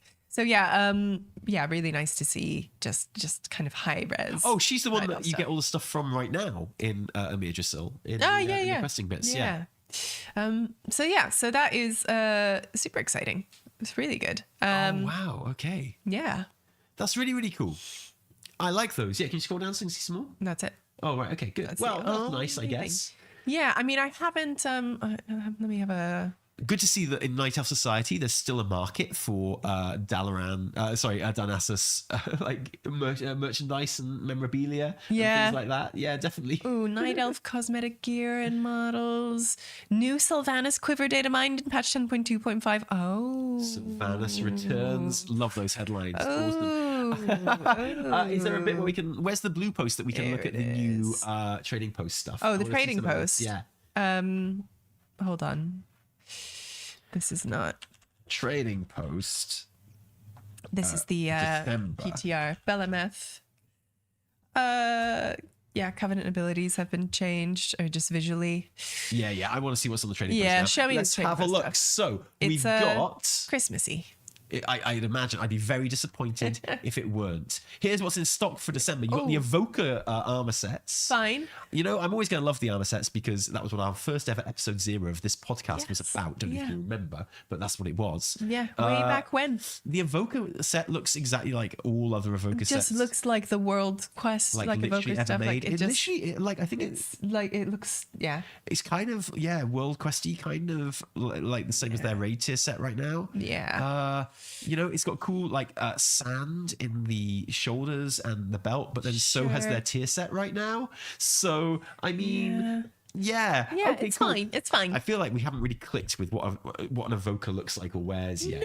No, you there is a look, and it was like all the Dragonflight like World Quest gear, you know, like there is that look, but it just we got used to it. And yeah, no, I think you're right. There is like I feel like there's room to explore like what Drakthir armor actually is like, especially when you're just thinking about like the shoulders and the belt and stuff. I wonder if they're planning things that like really kind of maybe aren't even like that are armor slots, but really are more kind of like blend in with your like body, right? Or do some cool stuff. But then also Drakthir are so, I mean, just the standard what they wear, you give them an armor set when you customize them, right? And there's so many different ways to go with that. Well, I feel like that's a really good point. The fact that not all armor shows up on like your visage form. I feel like there's actually room to have some fun there and have the bits that don't show up on your Drakthir form like be maybe just like clothes. So when you're in your evoker form, it looks like you're in your battle gear. But when you're in your visage form and you're wearing the rest of the set, it is kind of like much more casual stuff. Yeah. I feel like that could be really cool, actually. Yeah, totally. Bless you. But at the moment, the entire concept for evoker gear does seem to be like medieval Power Rangers, which gets old pretty quick. Yeah, it is a bit Power Rangers. Yeah. It's okay. And their weapons, again, just like... And so I feel maybe we will appreciate evoker gear a lot more in the future after Dragonflight. 100%. Because at the moment, everything that comes out is just like, oh, it's like everything else in Dragonflight. And when that stuff came out, it's like, wow, this looks amazing. Like, I just like my questing gear, which is a full set. When you look through your sets, like in the transmog tabs and stuff, you're like, oh wow, I have this full set of like black, like gold, spiky, dragon-esque, like really, really good. But I think it's just because we've been like oversaturated with it. So I think like, in the next expansion, when the vibe is going to be completely different, the vibe's going to be what, like Anduin in the desert. It's going to be like just rags. Just everyone just runic dwarf stuff as well. Runic dwarf stuff, and then just like rags. Insectoid stuff as well. Sex toy stuff. Sex toy stuff as well. Yeah. No, so I was thinking about my birthday. No, insectoid stuff as well. And don't forget like cool Paladin Crusadery stuff as well. Of course. So there's I feel like it's going to be less like some ways it's going to be like less shiny. It's going to be like it's going to be who knows? Yeah. They've got a vision, don't they? To answer a question in chat, no, this show does not replace the weekly reset. This is our podcast, which is completely separate. Obviously, if anything, it's going to help us formulate ideas for the exactly. That's the plan. So yeah, basically, what I want is keep all of the medieval Power Ranger stuff for the shoulders and the hat and the belt, but then for the stuff that doesn't even show on your evoker, like when they're in dragon form, have Baldur's Gate 3 camp gear, you cowards. But that's kind of what the like you do get like the sets of like kind of like billowy pants and like vests and stuff. Yeah. For the it's true. Yeah. What do you think about the hunter gear that's on the I don't even want to look at it. I was like, I knew you were gonna scroll by it, and it is the fable. They haven't changed this as well. No, they haven't. It is the fabled like turkey neck thing. It's maybe it's because we only see it head on and we don't see it from the side. But if they're only showing it head on, that probably means it looks even worse from the side, right? They've only let us see it from one angle. And it's like when you're on a dating website and someone's got photos and they're only from one angle, and you're like, what's wrong with the other side of your face? Show me the other side of your face. You're always like, show me your face. Exactly. And they've put I feel like if hunted tier sets and armor sets were on Tinder or whatever the dating site is these days, right? They would be the photos that are always group photos with other people. And you're never quite sure which one they even are in the photos. It's like, that's how ashamed they are. They're just like, it's someone on a dating site that just doesn't even have photos of just themselves. It's just always them in a group. Oh, yeah, absolutely. Don't do that. And the thing with this, God, it just hurts me to look at it. Like, and they've put it on like a female human as like the model to show it off. And it clearly doesn't look good on a female human. Put it on a Tauren, exactly. Put it on like someone who has big shoulders and is a bit, like. You don't like it, do you? I hate it. And look at the little green. Oh God. okay, and you know what? yeah. Maybe I will eat my hat, and like maybe this will be in game. Well, of course you will. It's almost Christmas. You're and I'm eating the gonna, turkey. yeah, exactly. Maybe I want to like self-flagellate a little bit, and I'll go and pick it up tomorrow, and I'll be like, well, I'm a hunter, so I have to get it. What do you think of the weapons, though? I think they're pretty cool. They're fine. They're fine. They're a bit like Tuscari. Love a harpoon gun. Yeah, they're very Tuscari. I like them. You know, I want to see the set that goes with those weapons, right? Will you buy them? Well, they'll be these, but a different color. No, but I mean, I want to see the gear set that goes with, right? Well, are you gonna buy either the armor or the weapons? Are you gonna spend your hard-earned, came free with your pre-order for War Within, like tenders? Yeah, exactly. I'm going to, because I want to, and I'm a hunter, and I mean, the decent hunter sets are like the night elf sets, right? Like, so it's hard because you get hunters, like you don't just want to cater to like elves, you don't want to cater to just like one race or whatever. So I never wear hunter sets. I feel like hunter should be one of the sets. easiest classes in the game to design sets for, but they just always get it wrong. Yeah, I don't That's know. what I feel. I feel like that there's too much. There are too many variables. Like they're just. I know. Yeah, I'm just trying to. I know, but they have sucked. This tier set also sucks. Sorry, Hunter. Just like, this is the one thing that I am, always gonna go off on. Like, and this is one thing that I agree with, like, everybody, like, in the WoWhead comments, and like everyone, just Hunter sets are balls. Like, they just make me so sad. I'm so sorry. In happier news, the mage set looks like. Look at that. That's insane. It's got some floating balls. That's insane. You can't go wrong with floating balls. No, the blue and the gold set, is right? like so kitschy and Very like nice. good. It even really looks good on a human male model, which cloth sets never do. No, they make you look a little bit goofy, don't they? Thank you for that. They look super good. And the weapons are classic. amazing. Again, hard to go wrong with mage weapons. Yeah, they look so good. They look They incredible. look kind of artifacty as well. Awesome to see a fire mage sword. Yes. Like, always an absolute joy to see that. Yes. And the shaman set is I mean, it's Zandalari. Yeah, It's incredibly specific. Yeah, but it's cool. It's one of those things where some shaman will be like, at last, I've waited my entire life for this, and there'll be many that really aren't bothered by it at all. But as design goes, it's excellent. Like, really, really cool. Yeah. And likewise, their weapons are very wolf themed and kind of Tauren-y and look really, really cool. Yeah, love a bit like brutal, like it. Really good.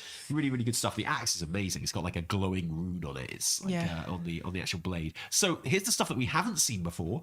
There's the Crimson Glimmer Firm out, which is just a big fox. That's a new fox model as well. No, that's the same fox model. It was one of the ones on the shop, I think. Oh, right. Okay. No, not on the shop. It looks bigger than the other fox models. Is it? The other foxes are like quite. The ones from Legion, they're kind of small and like. The blue fox, isn't it? The one from Shadowlands, maybe. Yeah, I think it's maybe it could be different. Anyway, I buy it. Yeah. Mitzi, which is a little reindeer pet. Cute. I never buy any of the pets. I never buy pets. It seems like such a waste. Same, exactly. And I'm not like a pet collector, and I just want to get the good gear. Garlock, who's a little ogre pet. I think he's on there right now. Yeah, he's I think a repeat. And then we've got the white hood and scarf combo. Now the scarf is like my automatic purchase. Every single trader. It's a good one. Post, it's so versatile. Yeah, like genuinely, it goes to everything. Really like, I will buy it every single month, no matter what color, even if it's like the slightest variation of a color that already existed. Right. I'm there for it. Yeah. Yeah, definitely. And long white gloves. A classic white tabard. Oh, so they're bringing in the gloves and like the I think they've got also like sarongs coming. Okay. Wait, there's a red scarf as well. Yeah, it's festive, babe. It's a 2-scarf month. Yeah. Okay, there's a white scarf and a red scarf. I'm really into this. Yeah, that's really good. And obviously there's hoods and cloaks for those as well. But the white tabard is interesting. Yeah, it's nice. I feel like the male tabards were the best ones so far. Oh, so good. Like, those are so useful. Yeah, like, you just have to have those. No, a good snowy tabard. I'm well up for that. That's fantastic. Evening gloves, red evening gloves as well. The crimson sarong. There's a green sarong as well. Yeah, love it. Okay, and then you got some nice fur boots, crimson threads of booties. the Kaluak. Love it. Then you've got an entire Scarlet Zealots transmog. Yeah, which is interesting. That's very cool. Yeah, especially considering all the rumblings of the Scarlet Crusade being in Gilneas. So yes, interesting seeing that dropping. Although I feel like stuff that goes on the trading post is so all over the map, like you cannot use it as an indicator of like what's coming. It has here are some Tuskar data boots. Mining speculation. Yeah, it's like here's some boots. Here's you get a cool mount or a transmog or a data mine now, and you would read so much into that now. Yeah, and you'd be like, oh, you used to be, what's going on here? Yeah, but it's like no, it's just a hodgepodge of nice things usually. Just a complete mix of stuff. Yeah, but the Scarlet it looks good. ensemble looks fine. It's cool. Nice. It's cool. Chest, cloak, and shield, so not much. And then the Errant Crusader's helm, which is the kind of razor blade helmet. Yeah. Kind of looks like an upscale of that. Yeah. Really cool. I might buy that. Yeah. Nice. Like that looks like one of those helmets that's show the back of your neck though. Oh. I hate that shit. Yeah, I know. I hate especially helmets, when you have long hair. Plate helmets. Oh, I hate plate helmets that show the like back of your neck. You should have too many plate chest protection. Sets, yeah, they don't cover the back of your neck. Yeah, either. like you really should have some protection. It is my biggest pet peeve and literally my biggest one. Okay. Oh, some nice some balls for your neck, which is quite cool. It's a chest piece, right? Merry so Christmas. it's literally just balls. Yeah, balls. I love that. Happy days, and they are blue balls. So. Well, there's one golden one there, so.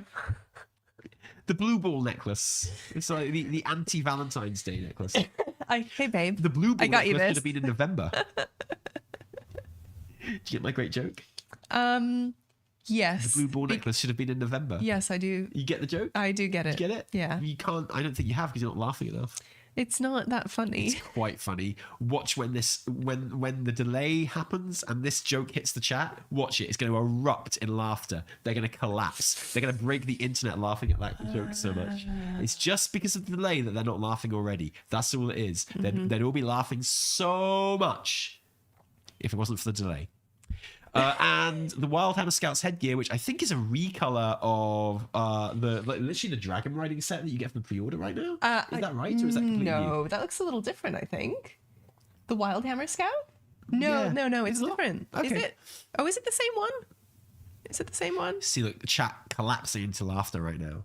Yeah. Now the delays. people listening on the podcast, you're just going to have to take my word for it. But chat is.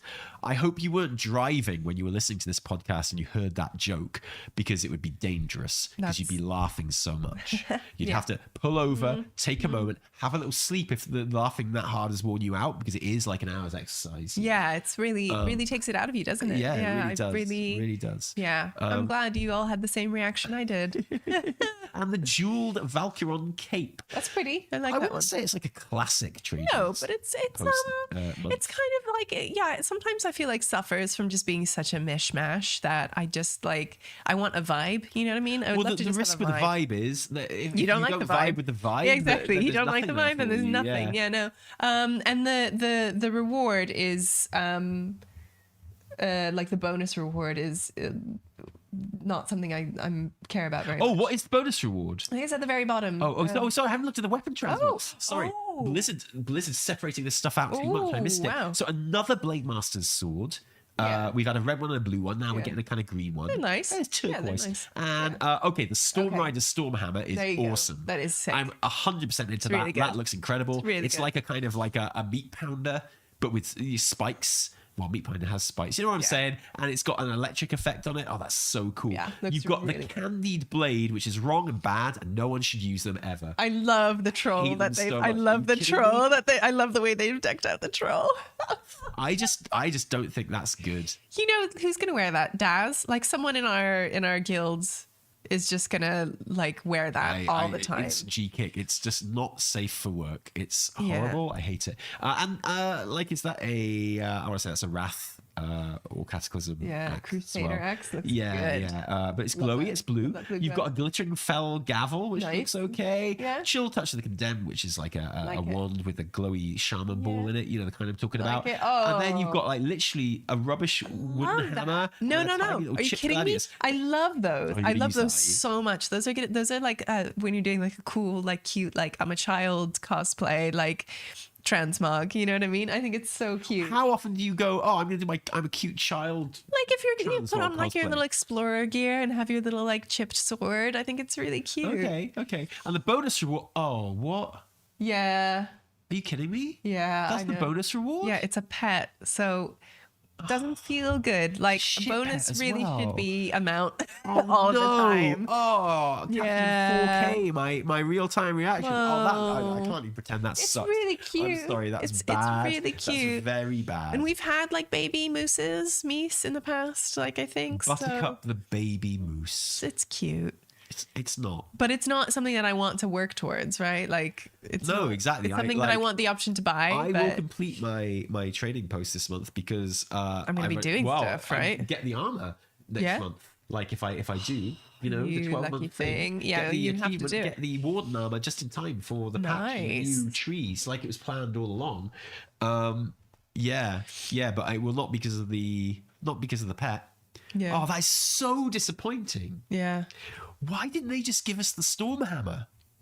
I know it should be that The because storm hammer has got like we've all monthly got reward that. written all over it. it does, right? and it's so cool, so high res. Will go amazingly with your like Storm Rider set. Oh, I hate that. I don't hate it. It's fine. I just as a like trading post reward, like trader's log reward. Oh, I dislike it intensely. Maybe it's just because I'm a bit ill and snotty, and that's making me hate everything Maybe. right What now. was this month's reward? Was it the swords? Was it like the sword? Yeah. And Oh like, yeah, but you got like Sargeras' sword. yeah, last but it's month. pretty cool. It was Like incredible. there's some yeah, and like getting mounts as bonus rewards, that feels good. Yeah, exactly. Any mount always feels okay. Yeah, like a mount feels especially for fitting. the last one of the year, it just feels like it should be something else. Yeah, totally. Yeah. Especially because I've got all these traders tenders from things that I bought from the store. So, you know, Yeah. Yeah. might as well be able to use them. That's what I think. Yeah. Oh, well, that is slightly disappointing. Yeah, it's fine. But and like I say, not a classic traders post. I don't think. Yeah, no, but like, you know, I will do. I think what really sours it for me is that I will like dutifully buy the hunter set, and that doesn't make me feel good. Oh, you are going to buy it, you think? Of course I am. Okay, I have to. okay, well, and then yeah, I think you have to, really. You have to get like gonna regret it your if you main. don't. Exactly. Although I bought the priest set last time. How was it? I did not buy the priest weapons. Oh, okay. Yeah, because I thought they were a bit Interesting. sucky, honestly. Interesting. But I like that they're kind of like armor augmentations, you know? Yeah. Oh yeah. Oh yeah. And that they, you know, they're not entire armor sets. They just kind of fit in, you know? I like that. I get that vibe. To be honest, like one of my favorite ones that has dropped recently was like the Medivh set, like the Medivh cloak and the Medivh staff. I was like, heck yeah. Like, Yeah. you know, like when's the next time I'm going to play someone with a staff? Like, I don't know, maybe I'll break, you know, who knows? But like insta buy for me. Love those. Yeah. You have to have them. You just have to have them for the future.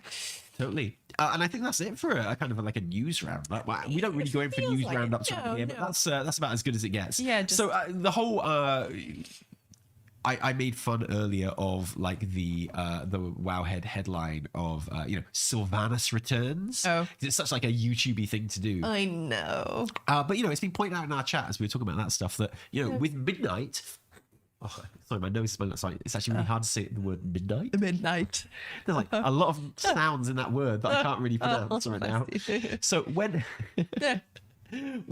midnight comes along and it's set in you know, Cardenas and places like that, Yeah. and Still the Moon, it would seem likely that if Sylvanas is ever going to make a comeback, even for just one expansion or something like that, it seems pretty likely that would be the expansion when it happens. You That's think? the one. It makes sense, and I could do with like just a break from her for a bit, like just a further break, just more. Do you know what I mean? Like I like Sylvanas, but I feel like it's just like the discourse around Sylvanas and the community vibes and feelings, and like good feelings, bad feelings, Shadowlands feelings. I feel like it's just best to just keep her on ice for a little bit longer, and yeah, bring her in when it makes sense, you know, with Kel'Thas and stuff. And sort of defending her home against the encroaching void and stuff would seem like a decent place to do that. I think people will be very cool with that as long as she doesn't save the place.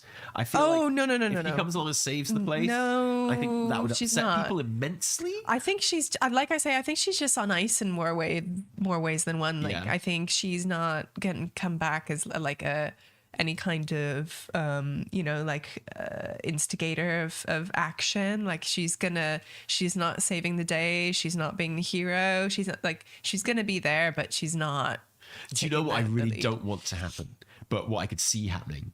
What is could if happen? the final battle of the expansion, the Void, The big one. almost at the Sunwell, Yeah. you know, we're fighting them back, all looks lost. Then over the horizon, you see a light. And a huge new army appears, and it's Sylvanas with all of the souls that she has saved from the Maw over the last, time works differently in the Shadowlands, Of course it does. 10,000 years. Right. She saved them all, and they all loved her so much for saving them that they've all Okay. come to join her in saving her home from the encroaching void. And she gallops down the hill, and light comes from her sword, and all the Shadowlands souls No. like erupt on the void and win the day. No. You couldn't see that happening? No. Please. I could see it happening. Please, God, no. I feel like Chris Metzen's just like, I love Chris Metzen a lot, but he's the kind of person that is like, I saw this movie and it was really good. I feel like there could be some kind of like, you know, Windrunner Sisters thing going on. Well, something I clearly there will be. really want to see in the World Soul Saga is genuinely Alleria and Varisa having a relationship. Yeah. Something that hasn't really happened since No. they've been back. I would really like to see them, you know, in the trailer, the features trailer for The War Within, we see Alleria in Dalaran, presumably going to see her sister. Yeah. Which would be really, really cool. I would love be to really see that. cool. I would love to see them hanging out and doing stuff. Yeah. And adventuring together. And in fact, her new transmog looks a lot more like Varisa's than her own traditional. Illyria's. Oh. yeah. Oh my God. It's, I mean. Like Varisa is the blue and silver one. Yeah. Right? And in her new gear, Alleria is wearing blue and silver. So it's kind of like black and white, really. Yeah, it's, yeah. It's really, it feels. It's very like, who's the sexy assassin from StarCraft? It's like she looks That like one. the sexy female assassin from StarCraft now, the sniper. She looks you know the good. one. Yeah, I forget her name now. she's like vaguely like space vibes, Yeah. which but It is a bit good, spacey, but yeah. like, and also her like sons. Mass No, Effect we never vibes. need to see her sons. They're No, terrible. oh God, yeah. Don't you remember that comic strip No, that came yes, out before yes, Legion? yes. No, or let's BFA. please- It was like no. Please. We just don't need to see the sons. The sons are terrifying. Let's not no, discuss that. Never again. Leave them alone. The scary ginger twins who have the same face. We don't need to see them Yeah. ever again. I mean, presumably they're grown up now. That'd be Yeah, fun. I'd like to see so. some. I'd like Yeah. to see some grown-up kind of versions of people that we've known I could, being a bit younger. yeah.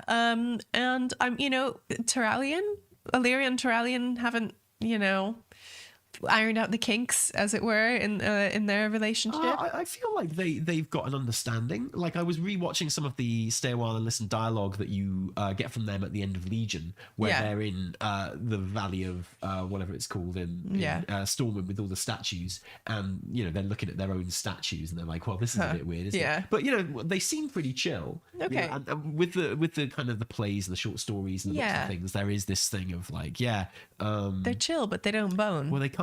They don't bone. They don't bone. No, they don't. So how So could they how possibly could be they- happy? yeah. Yeah. No, you're right. You know But what? like, that must be who the not blue chill. ball necklace That's a is for. different kind of chill. We will That's go. chilled. Next time we see Tyrallion, he'll be wearing the blue ball necklace. I'll be like, I didn't know you were a monk. And he'll be like, it's got one golden one in the middle, for I am a light paladin. Yeah. Stop this. I didn't. All I said was, anyway. I just wonder where their story is going. Yeah, me too. And you'd imagine it would be very, very important, right? I don't see them fighting or killing each other. I feel like theirs is going to be absolutely not. theirs is going to be a story of tragedy, and hopefully love conquering all. But you know, the sadness that it can't. Yeah. Rather than them becoming antagonistic Murder. towards each other. Yeah, or anything exactly. Like that. No, Yeah, that's never gonna happen. They're gonna work it out. Yeah, I hope in so. one way or another, and have a nice little bit where they're standing on a grassy knoll and having a chat like adults. And Yeah. That's I hear you. I'm down. Cool. Well, I think maybe we can take a moment to have a look at some of these super chats. Yes, please. Let me go go to to chat. go to the live. Oh, that's the We got wrong page. fan funding. That one. We're looking at all the things I've been trying to do in our newest video. Here we go. So if I just open the, I don't want to. Okay, I'm gonna take the screen off. Whatever you want. There we go. Yeah, there we You know, go. that'd be Look. very confusing. Yeah. And if I put it onto fan funding, There yeah. you go. So I like this idea. This is cool. Let's go through. We've had a couple of super chats throughout this stream, and it works quite nicely as a little Q&A that we can come to, and you know, live questions that we can answer on the stream. So the first one we got was from Divis Druid. He said, Borodar, wife and I have a kid on the way, and I was wondering how you guys managed to stay playing the game consistently with a newborn. That's a great question. I've got the perfect answer for that. I can help you out, Divis. If you've got a newborn, well, first of all, congratulations. Oh, congrats. Wow, it's the best thing ever in the entire world. Yeah. But here is how you still play WoW when you've got a newborn. You start a WoW YouTube channel, and it's your job. That is correct. In our case, that is absolutely correct. Or if you do what one of our fellow parents at nursery does, get a Steam Deck. Oh, yeah. Stuart, right? Yeah. You know, for when you have like that spare hour or when you're like chilling with the kids and you're just kind of like, you know, whatever, vegging out, or just, you know, when you just have a minute, but you can't quite get up and like go to your PC setup. Just whip out the Steam Deck. I personally haven't played it on Steam Deck, but I hear it is good, especially for simple rotations like Hunter. So, you know, also, yeah, it's tough. Just like, but I feel like this is a good time for that to be happening. You know, you're kind of like, it's not a lull. We're still getting content, but you know, we're in that stretch before the next expansion. You'll be ready for next expansion, right? By that point, you'll have it down. You'll be in your groove. But yeah, you know, and you share. Are you supposed to be able to play WoW on a Steam Deck? I think you can. Oh wow, that's amazing. I don't know if you're supposed to or not. But well, if it's all right by Stuart, it's all right by me. Yeah, absolutely. Yeah, definitely. Maybe I should give that a go. Play it on the plane and stuff like that. Yeah, that'd be so cool. And like, you know, yeah, totally. Because I always take my laptop with me. Yeah. When we go for Christmas in America, maybe I could just get a Steam Deck instead. I was thinking of getting your brother a Steam Deck for Christmas. Ooh, oh. That did cross my mind. We said no gifts for each other except for the kids. No, but when you say no gifts for each other, what that really means is I get to win by buying you a gift. No, you make people feel bad because you break the pact. No. If you buy a gift and no one else is like gets gifts, they're like, oh, I look like a dick now because I didn't get you a gift. No. Exactly. No. So you get the joy of giving someone a gift, which is great, a gift in itself, but then you get the extra joy of knowing that they feel really bad because they didn't get you a gift. Yeah. So not only do you get the joy solution of giving someone a gift, which is what Christmas is all about, but you get the moral high ground, which is what life is all about. Exactly. Yeah. Great call. Perfect. But good luck to you, Divis Druid, with the new one. Yeah. Christopher Moniz, which is Dragnossi. Taliesin, hear me, I'm your giant sentient arcane soul of a planet's uncle brother's college roommate, which makes us. I think that's Dragnossi being not being quite Azeroth. Yeah. Cheers, Dragnossi. Amazing to have you. It is interesting. Like something that was on the tip of my tongue, which I didn't say earlier, is that it's interesting how now they are hearing a voice, and it's very specifically like, I'm literally hearing a voice which is saying this thing to me, whereas that's never what the voice of Azeroth has been before. I've been going back reading a lot of like this stuff again, and you know, Magni, he describes it as not a voice specifically, but just a feeling that he gets. Just a feeling. Yeah. Oh, you know? right. So, okay, because my memory of that is that you hear it, but obviously he doesn't hear it. So it's really like you know how. I don't know how you were taught this in school. I think you guys are a bit more literal about it when it comes to this kind of stuff in America. But in religious education classes, this is how we taught like the Christian word of God works, right? It's like, you know, and then Moses heard this thing, but he just felt it in the way that when you hear the voice of God, you don't actually hear it; you just kind of feel it, right? Yeah, sure. I actually got kicked out of one of my Sunday school classes because I was too. I questioned too much, and when the teacher was like, you know, there's a passage about like like light, like a dove, like a bird coming down, and I was like, oh, it's like a metaphor for, and they're like, no, it's a literal bird, and I was like, no, it's definitely a metaphor, and they're like, get out. Yeah, well, that's crazy. Well, I feel like they said that as kind of like, obviously no one actually, they were saying it in relation to like, when you let Jesus into your heart and you feel God and you hear God, but it's not like an actual voice, because obviously no one hears that. No one. So, but it's like, but you are hearing the voice of God because you're just feeling it very strongly. Right. Yeah. So, and therefore that must be how it worked before as well. So that must be what Moses heard and stuff like that. Whereas I think in America, they probably just are like, no, it was Charlton Heston's voice going, hear me now, which is fair enough as well. Why not? Yeah, well, why not? Exactly. And so, so the voice of Azeroth is more of like a feeling, right? And that's how Magni describes it. And from that feeling, he got that Azeroth is a Titan world soul, etc., and like all these other things, and what they were supposed to do to help her. Whereas now they are very specifically hearing a voice, and that's made explicit in the War Within trailer as well, where we also hear the voice via them. Yeah. It is voice acted, it's there. So that is different and that is new, and whether that is because it's someone pretending to be Azeroth, or whether it was someone pretending to be Azeroth with Magni, right? Maybe he just had a bad sandwich one day and that's why he was having all these feelings, or it's like an evolution on the stage of Azeroth and where she's at, but now it's like, I'm not just a feeling in one guy made of diamond anymore. I'm reaching out to people hear me now. Like in their head. Interesting. So that is interesting, and I'm really interested to see where that goes. I kind of hope it's not a trick. I kind of feel like that just feels a bit tropey. Yeah, exactly. I feel like it's like a fake out. I feel like we're being made to think that it might be a trick, but it actually won't be. I'm all for Azeroth not being someone we need to like, but I do want it to be Azeroth. I don't want it to be a trick. No, I think that's where I'm at. I feel you. I feel you. Rez the Rad says, love your content. Will you be playing Season of Discovery, which starts today? Right now. There we go. There's some WoW news for you. Yeah. Personally, I'm excited for the class shake-up as well as new areas to explore. Yeah. Will you? I might log on. Like... So the answer is yes, and on elaboration, I might log on. Yeah, well, I don't think I'm going to go hard on it. And I bet there will be some like streamers doing it who are like really hardcore, which would be really fun to watch. I love the concept. I love the idea. I just don't have time for it in my life right now.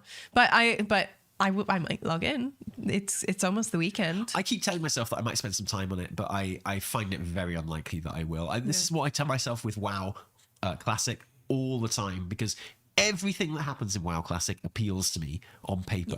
Like Wrath of Lich King Classic, I was like, this is my time. Here we go. This is the expansion I started in. It's gonna be amazing to go back there and see all the things, and it'd be just like the game that I started playing. And now Season of Discovery, I'm like, oh my god, I mean, it's a Classic Plus basically, right? And all these new things, although the idea of everything being connected to runes, I watched the Platinum WoW, since he's our best mate now. Yeah. I watched a Platinum WoW video about it yesterday, like on the official WoW channel. Yes, I saw that. The most exciting feature of Season of Discovery is runes, and I'm like, runes is never the most exciting feature of literally anything. Like, it just makes it feel a bit kind of Diablo-y. Sure. Do you know what I mean? Yeah, okay. Yeah. It's like, I want to be discovering stuff. And I get that the whole thing is new builds and like armor sets and build loadouts and stuff you can do. I get that. I think it's brilliant. I love the capped leveling.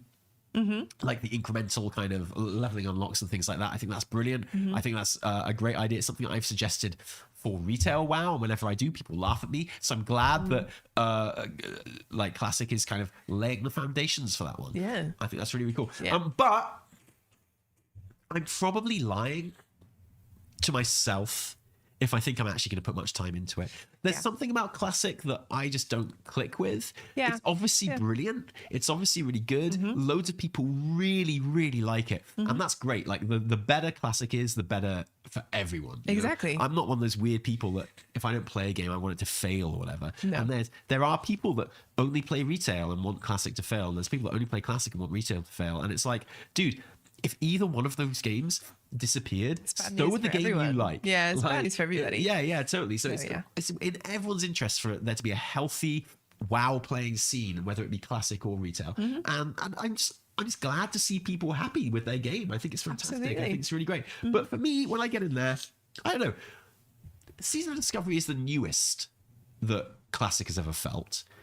Yeah, it feels like kind of the shiniest and the most like experimental and fun, and I like as in there's literally just loads of new stuff in it. Yeah. But I don't know, man. For me, you can never really. I'm just never as excited about it as I am new WoW stuff, and there's always so much new WoW stuff as well. Oh, absolutely, we're being inundated with it right now. I don't have time for 2 WoWs, and I'm always going to choose retail, or certainly at the moment I am, because it absolutely rocks. Yeah. So yeah, I mean, I guess what I need is for retail to start sucking. Which, in fairness, I mean, something we haven't talked about is we are on for essentially a year's worth of content drought now. Now that final raid is over, I know there are going to be little story updates and things like that. Yeah. And they've said they want to keep like the 8-week patch cadence and stuff, which would be really, really good. But there's not going to be another tier raid, is there? You know, like that was the last tier raid that we've had. Right. War Within is scheduled for the fall, which probably means November. Is it scheduled for the fall, or was it did I hear August, or was it autumn? No, it says autumn. Yeah. So we are looking at a year before we have properly new content like Fated Raid. I suspect there may be a little dungeon or something in there. I'm still working out what the big surprise is. Right, when you were going around, when you're looking at all those photos of the new Night Elf capital, was there a little place which looked like it might be player housing? Maybe. Right? Could be. Maybe. Yeah, really? Potential. Really? I mean, that sounds like a no. No, I don't. You know. So I'm convinced there's gonna be player housing before the next expansion. Right. But either way, there is probably some kind of content lull like coming up, right? So yeah, maybe that's the perfect time to get in there. But then I find classic is so easy to get behind on, you know, like ironically, yeah, like the weirdly. whole appeal of classic should be, oh, we're doing it in our own time, but actually a much higher percentage of classic players and retail players are, you know, they know exactly what they're doing and they're very, very motivated. And like I feel behind in classic in a way that I never do in retail. And that's hard. So yeah. I'm with you. You know, so retail needs to get shit pretty quick, is what I'm saying. Yeah. If I want to play some retail, some season discovery, but it looks great. Yeah, it looks so cool. I'm so excited really that they're doing it. I think it's really, really fun, and hopefully it become a bit of a regular thing. And I'd like to see it stay non-canon as well. Yeah. You know, one thing I'm not very keen on is the idea of like an alternate kind of canon and storyline going on. Yeah, exactly. No, I don't think it's ever gonna. I know that seems like such a meaningless thing that you shouldn't even worry about. Who cares? No, but I kind of feel like it's good to have one main, primary storyline, right? I think so too. Yeah. Right. I just want to say I love you two, and it was the greatest joy to see you together. Yeah. Oh, that's nice. I would love it to happen more often. What's the plan for the Baldur's Gate 3 tattoo and cosplay stream? Oh, we hit a sub goal, which we did to a Baldur's Gate 3 cosplay stream. Yeah, exactly. So that's something we'll definitely have to hash out in like the next month. Plan something for the new year. Who you go as? Oh, well, I need you to decide right now who are you going to cosplay as. I would love to cosplay as Gale. Like, just slick my hair back. That's the one guy that I can cosplay as. You've stolen the perfect choice for me. Like, actually, I take it back. If I could see you dressed as Gale, I think that would like. Oh, actually, I could throw away the blue ball necklace. Yeah. We can take talk it back about to the vendor. We can talk. You can eat it. Yeah, maybe. Actually, on second thought, if you can dress up as Gale, that would be really hot. So. Okay, I'm gonna have to rethink my strategy. Maybe I'll do Minthara. Can I just wear Minthara's like little drow? Well, you have to go full drow. Did you see the Larian Twitter account retweeted like an absolutely unbelievable Minthara cosplay, like incredible in her like drow like underwear basically. But like this cosplayer looks incredible. She looks insane. But what she's done is like it looks like it's in game because she even has like a shine on her boobs. Like there's just there's just a gleam. Like the light has rendered. Well, hang on. If you're making me be Gale, then I get to choose who I want to bone, right? And then you have to dress up as them. Yeah. If we're just turning this the into a straight up Can I be the Emperor? No, please, God. No. I had to do that. I had to do that for the achievements. 100%. Did it make you feel bad? I just did not enjoy it in the slightest. I thought I would, but I didn't. Yeah, it sucks. Yeah. He sucks. Not in a good way. No, exactly. I guess who do I want you to be? I don't know. I've seen some really good. Can you be Hope? But you have to do the voice as well. Oh, it's hard to do the voice. Mizora is like maybe a little too hardcore. I feel like I've seen some really good like female Asterion cosplays that kind of just like cute. I just wear a frilly shirt and some fangs, you know. And that's for the tattoo. Yeah, we have to decide on what the tattoo is going to be. Oh, Halsin. I'll go as Halsin. Oh, I thought you were suggesting Halsin for my tattoo, like full bareback tattoo. Yeah. Get his like little face markings. Yeah, totally. So I think the tattoo is likely to be the College of Swords logo, because Penryn was College of Swords, but the problem with the College of Swords like logo, like symbol in game, is that it just looks like a tattoo. Well, it just looks like a Hell's Angels 80s tattoo. Yeah, but I feel like if you get it in the right style, it could be really good. Yeah, I'd have to fantasy it up a bit. Yeah, you have to. Yeah, exactly. So we'll sort that out. We need to have a little brainstorm. Yeah. You got to do a little brainstorm. Totally. Hey guys, I think current Evoker set is way better than the ones before. Check out how the heroic version looks on female. We looked at this when we were doing our kind of like ratings of the new tier sets, and I think the Evoker tier set is the best Evoker tier set so far, without doubt. Yeah, it's got all because it's got the cool kind of timey-wimey stuff on it. I'm really into that. It's really cool. And like I say, yeah, I agree. It is the best Evoker set so far. But there's always that thing of it does just look a little bit like Dragon Isles stuff, right? So I've got a feeling that we will appreciate Evokers so much more and their tier sets. And I always say Evoker rather than Drakthir, because one day I've got a feeling other people will be Evokers as well. Possibly. But I think we'll appreciate that stuff a lot more after Dragonflight. Yeah. In the same way, we didn't really start appreciating Demon Hunter stuff more after Legion, did we? They just kind of got forgotten about a bit, really. They're so funny. Every time I see a Demon Hunter, it just makes me laugh. Every time I see a Demon Hunter, I'm just like, oh, that's nice. Oh, that's so nice. You've got a Demon Hunter tank and raid now, good for you. It's nice playing as a demon Hunter tank. That's so nice. Oh, you can do the glide. Oh, that's so cool. I think let's see you glide. They're cool. That's so cool. Yeah, who's an edgy boy? You are. You're an edgy boy. I love them. I love them. You're the edgiest. Oh yeah, I loved talking to the demon. Like, who's the Demon Hunter you talked to at the party? And he's like, I have sacrificed. I was like, I know what you're gonna say. Yeah. And I was like, oh, he's so great. He's really funny. He's like almost ready to chill out a bit, I think. Yeah, he's like, he's been around for a while. I've done enough sacrificing. Yeah, I'm good. He's like, I'm gonna rest now. I don't want to sacrifice anymore, Alchus. I just want to have a nice kind of lubricated play between me and my ults. No sacrifice involved. No, I can't wide everything. Just chill. Please get well soon, Tanny, and Evitel, please give this man some NyQuil. What's NyQuil? Oh, but NyQuil doesn't exist in this country. Oh no! NyQuil is it a sex thing? No, but I'm sure it change could this be. Podcast. Fantastic. I'm sure it could be if you wanted it to. No, NyQuil is just it's stuff for your throat, but it also makes you like drowsy.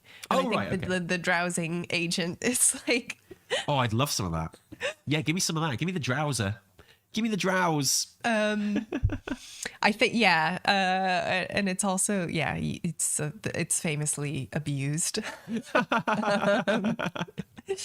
Good, yeah, I would definitely abuse it. Yeah, fantastic. Well, I don't know, but I feel like we've done a good 2 hours there almost on this podcast. Very good. We held out. Neither of us can really talk. No, I know. And apologies for anyone who has gone a little bit insane listening to this podcast last 2 years. It's like two hours. Like, I don't understand why are they deciding not to pronounce M's and N's properly? I don't understand. The sound is off. The sound is off in the pod. Something's wrong with the mic. Something is definitely too much padding on the mics. I don't know what's going on. Night Nurse is called in the UK. Yeah, but I know Night Nurse. Night Nurse is not as potent, I think.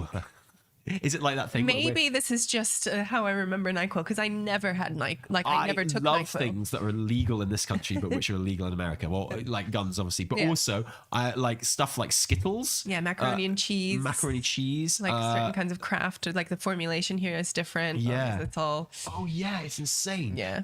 What's the other one? Oh god, there was something else as well, like a really important thing.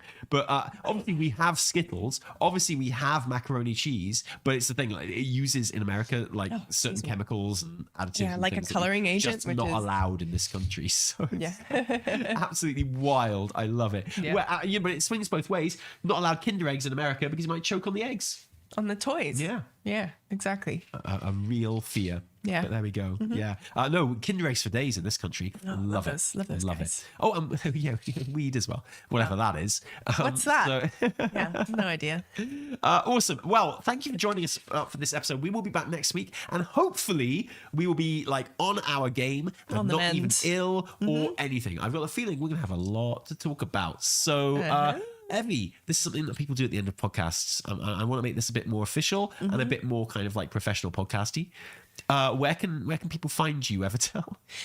You can find me and Tally wherever you listen to reputable podcasts. So on Apple Music, on Spotify, on Audible as well, because we're up on Amazon Music as well. That's where you will find us. You will find us here on YouTube, where you can watch the playlist as well.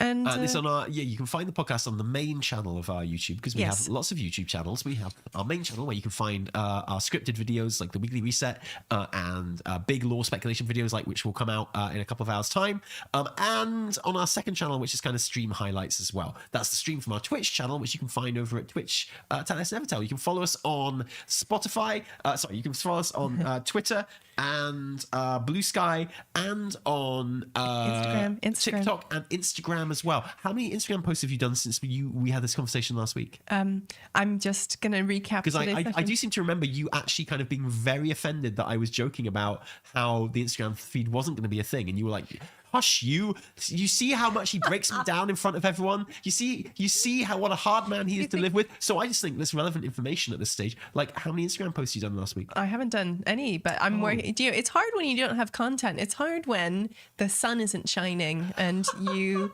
It's really difficult. It's really it's hard to stay inside and do stuff on the internet when the sun isn't shining. Yeah, but Instagram is made for people who do not stay inside and use the internet. That's the thing. Instagram is made for people who go outside. Okay. Well, follow us on Instagram as well. Check it out. Love We'll post it. some cool stuff there as well. We will, please comment on the video for this and on the new video that's coming out. So all the stuff. Anyway, join us for a podcast, obviously, again, trying to get a guest on for next week. Ooh. So it won't even just be us two. I wish we had a guest on this week so we could just let them do all the talking. Same. Been good, wouldn't it? From me, Taliesin. And me, Evitel. Cheerio. Bye.